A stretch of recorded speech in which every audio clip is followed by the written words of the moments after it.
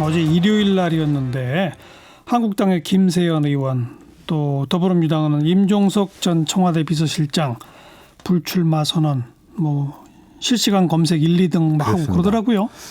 두 사람 다 각 진영에서 상당히 중량감이 있는 인물들이고 또 평가도 괜찮은 사람이에요, 상대적으로. 그러니까 뭐 좀 할 만큼 한 사람, 지겨운 사람 물러나라.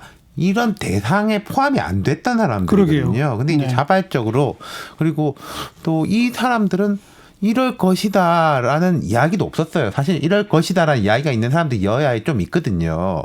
그러니까 정말 큰 뉴스죠. 네. 이 두 뉴스가 같은 맥락이에요. 좀 달라요.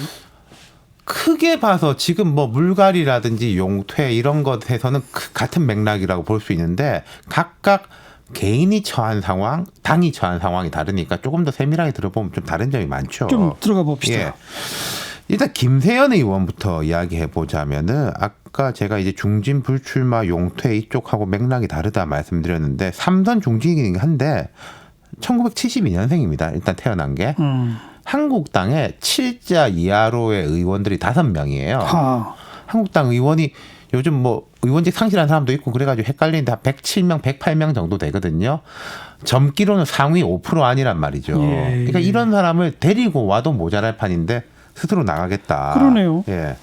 그리고 지역 상황, 부산 금정이 지역구인데 그 지역에서 선친인 김진재 전 의원이 5선을 했어요. 이분 작고 했는데, 그리고 본인이 3선했습니다. 부자가 합쳐서 8선 아니겠습니까? 그렇죠.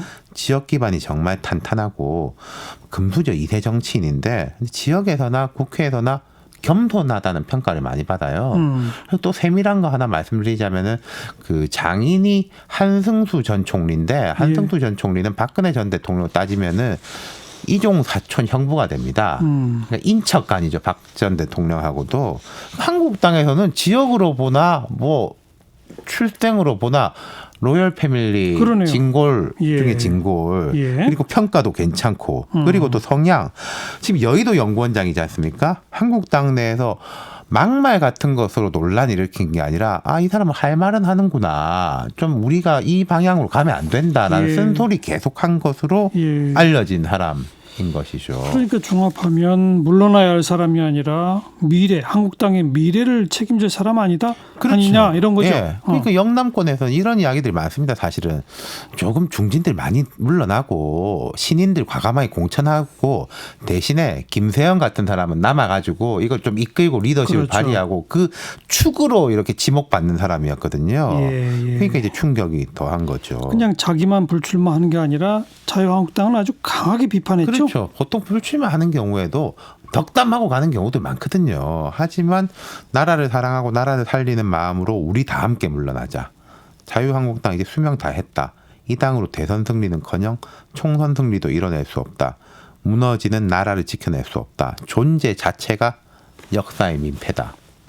당의 존재 자체가 역사의 민폐다. 그렇죠. 거기다가 더해서 황교안 대표, 나경원 원내대표를 딱 꼭 집어서 적시했죠. 그렇죠. 황 대표님, 나 원내대표님, 열악한 상황에서 악정고투하며 당을 이끌고 계신 점 경의를 표한다. 그러나 정말 죄송하게도 두 분이 앞장서시고 우리 다 같이 물러나야 한다. 미련 두지 말자. 그러면 이제 이 부연은 했습니다. 당장 직을 사퇴하라는 것은 아니다. 라는 건데, 그럼 그 뜻은 제가 한 줄 더 해석해 보면은 총선은 불출마, 그 이야기 아니겠어요? 그러면서 이제 비호감이 역대급 1위다. 감수성 없고 공감 능력 없고, 그러니 소통 능력도 없다. 세상 바뀐 거 모르고 바뀐 환경에 적응 못하면 도태될 수밖에 없다. 섭리를 거스르면은 종국에는 역사의 죄인이 될 것이다. 이렇게 말했어요. 모두 다 물러나고 당 해체하자. 근데 이게 현실성이 있을까요? 그렇죠. 그걸 이제 본인도 알겠죠. 그러니까 김 의원이 이런 말을 했습니다.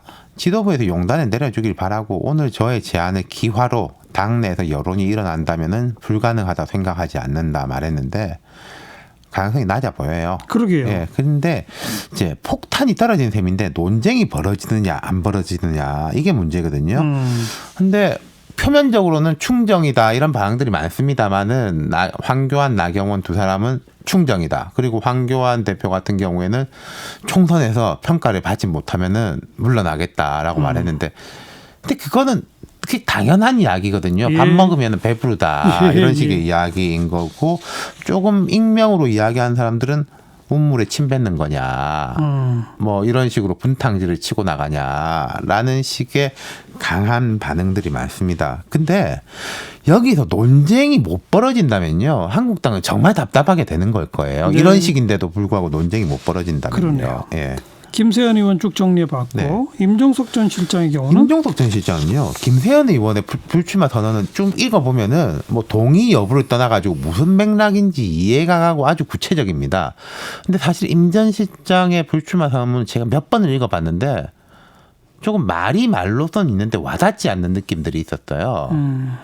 뭐 아니 원래 자유로 가서 통일운동한다. 정계 은퇴 선언 아니에요? 그게 제도권 정치를 떠난다라는 약간 애매하고, 그러니까 불출마하고 정계 은퇴 중간쯤인 것 같은데 되게 조금 뜬금없는 면이 있거든요. 임종석 전 실장 같은 경우에는. 예. 그리고 대통령 임기 반환점이 막 돌았지 않습니까? 개국 공신이자 첫 비서실장이 정치 은퇴를 선언한 건 제가 처음 봤어요. 이때쯤이면은 첫 비서실장으로 나온 사람들은 내각에 있든지 당에서 있든지 막 역할을 많이 하고 좀 나쁘게 말하면 군기반장 역할도 하고 좋게 말하면은 당과 청와대 가교 역할을 활발하게 할 텐데, 임종석 실장은 사실은 지금까지 올 초에 나와가지고 지금까지 사실 큰 역할이 없었고, 그렇죠. 좀 쉬고 있고 총선 준비하는 거로 다 알고 있었는데 갑자기 불출마 선언을 했어가지고, 여기에 대해서는 지금도 이제 여권 내에서는 좀 이러쿵저러쿵 말이 많은데 다른 의미에서 파장들이 조금 있을 수도 있을 것 같아요. 이건 좀 다음에 한번 좀 짚어보죠. 벌써 오늘 오후에 임종석 실장의 뭐 총선 다른 역할론 출마는 안 하더라도 이런 얘기들도 막 나오던데. 딴 사람들이 하는 이야기거든요. 이건 예. 네, 알겠습니다. 네. 윤태권 실장 수고하셨어요.